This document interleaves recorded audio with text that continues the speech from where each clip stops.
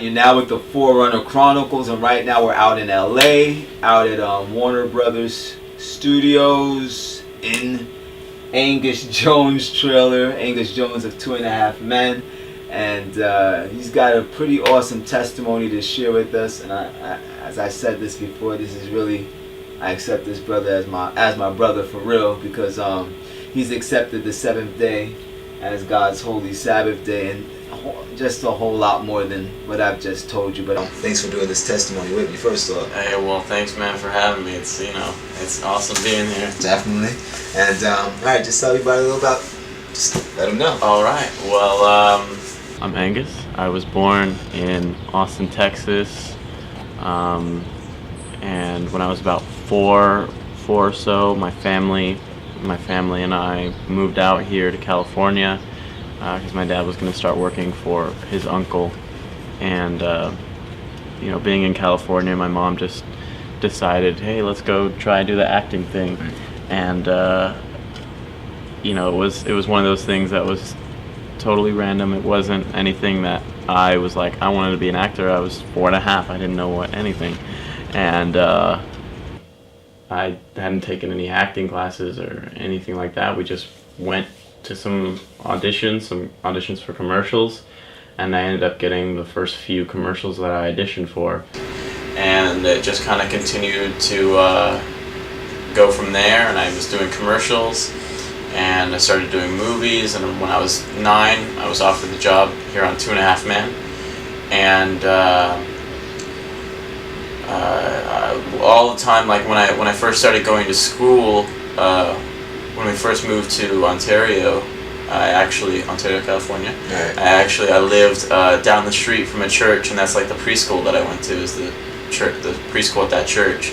And then when I moved up to kindergarten, I went to Upland Christian School, non-denominational Christian school. I think it's non-denominational. And that was always something that was important to my parents, that I was at a regular school while at the same time, pursuing the acting, I guess. Their idea originally was just, put some money away for college and things like that. And so what I would do is the teachers at my school would send the work to my teachers on set, and then whenever I'd go back to school, I'd be right on with the students, basically being a regular kid with a really irregular job. And if you want to call it a job, we can talk about that later. And so about going to a Christian school, it was always every year you have to take a Bible class, and you more or less you kind of reiterate a lot of the same stuff over the years. And I knew basic stuff, stories of Jesus. I knew really basics, and we would do Bible verses and all sorts of stuff like that. And when I was in kindergarten, I remember saying the prayer to accept Jesus into my heart during like the weekly chapel service at our school. And but God and the Bible and Christianity was always just something that was at my school. We didn't go to church Sundays. Very rarely, if it was Easter, we would go with family. Right. And we didn't, pray before dinner. We didn't read the Bible at home together. It was just Bible. I had a Bible class at school. Right. And before my junior year in high school, one of my cousins, Jordan, introduced me into weed. Started smoking weed, and when just like through all my junior year, it was just like that was my time became more spent on being with friends, and as not dealing with family issues as much as I could, and devoting my time to I like video games, friends, and music. And then the summer of my senior year, I started doing acid, And I was pretty one of the stereotypical, like, this drug could change the world. Like, if this was legal, like, everyone would be different. Right. You know, I was that guy. I was kind of being a little bit material. I liked, I got a nice car. I have so many speeding tickets. Thank God, though, I never got in an accident. I bought some stuff so that I could have, like, a cool recording setup in my room, and you know, I like taking photos. They were doing all this, you know, kind of artsy stuff, and just kind of doing things, just like, because I don't know, and I was unaware of it, but I was just kind of on a downward trend, just kind of doing, like, I don't know, living for myself, really not concerning myself with family, with anything outside of what was helping me out.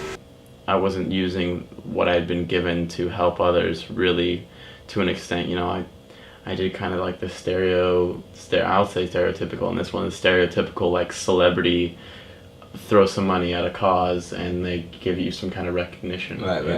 It's bad. And I mean, you know, I would help out. I did some stuff for St. Jude's Children's Hospital and things like that, but it never really felt important to me. I always just, like, it was always one of those things that was almost, it was a little bit foreign to me. I don't know how to describe it other than that. December 27th of this last year, a friend of mine and I were talking about future plans for, like, business ideas we had and things we thought we were gonna do. I remember you talking about maybe doing some type of thing with art or something like that. Yeah, it was gonna be, you know, some kind of artist group. It's some way we didn't really know. We had a lot of ideas. Right. But we were just talking about, like, what was gonna be, like, what was kind of gonna be the slogan, or what would we write on if we were gonna have clothes, like, what would our theme kind of be, stuff like that. Right. You know. And I had said that, you know, God's definitely gonna be God's definitely a part of this. And it was like kind of hit me in a weird way. I was like, no, God is the center of all this. God is the reason for all this. And right when I had said that, I just had this feeling, this, like, of warmth, acceptance, love. I can't even. It's one of those things that the best way I can describe it is being hugged by your most favorite person ever, but their hug, like, they're able to hug every single part of your being. And it was just one of those things that I sat there and I told him, I was like, man, I just feel like I accepted God. I feel like I just accepted God in my life. And that was like, kind of, I guess, like, one of the steps toward my change of lifestyle, of life. And, you know, my cousin Jordan, the same cousin that I first started smoking weed with, he had been woken up by God in almost a similar fashion that I had been a few months before. So I had been talking to him recently about when it came to God and the celebrity, the Angus Jones celebrity. Like, would it be possible to create a celebrity status that made God appealing to people? Right. And we were just discussing that, and so that was kind of during that January. That was kind of where I was more in my mind, what I was thinking about. Pretty much considering what direction you're gonna go with everything at this point. Yeah. Then January 22nd. It was a Saturday night. Another friend of mine, John Pena, and I were actually in this room talking, and at the time I didn't know whether or not I was going to do the show, or if I was going to go to college, or if I was going to do neither.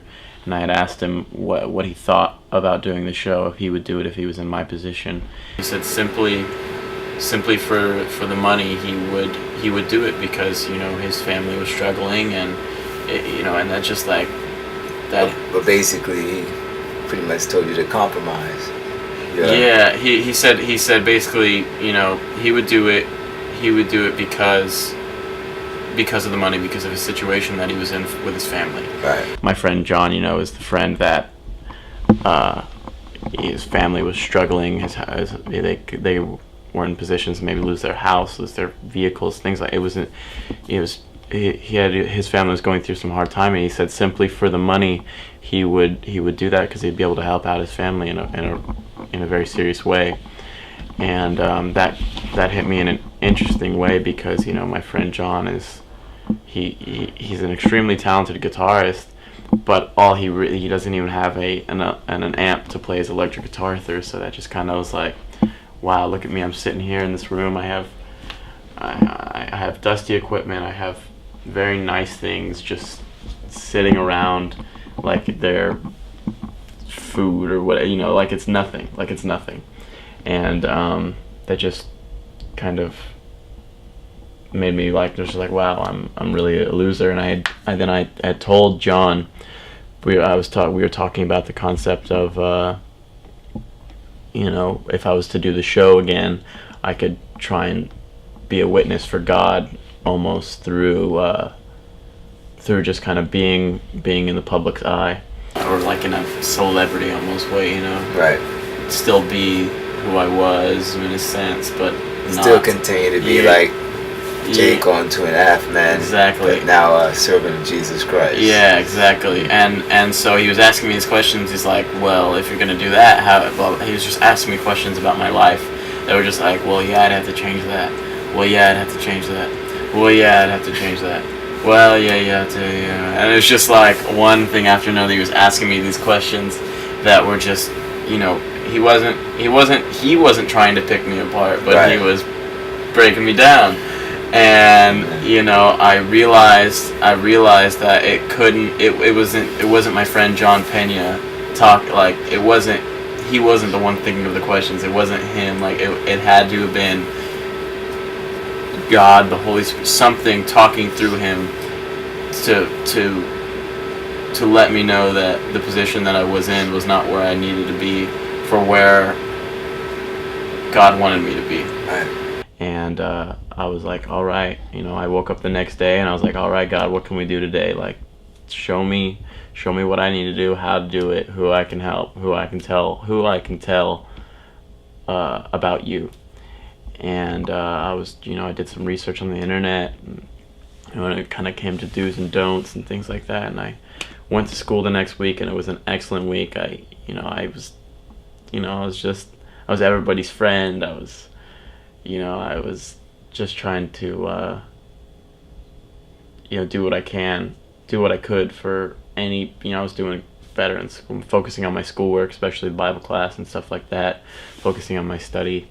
And then basically the next weekend I was in the same exact position. I was in the same exact sins that I was in the weekend before, and it was just like one of those things that I was like God spoke to me last weekend, and I'm sitting here in the same exact position. Like I was the person, like God told me it personally, basically, that he wanted me to get it together, and I've already failed. It was just one of those things that it really frustrated me, and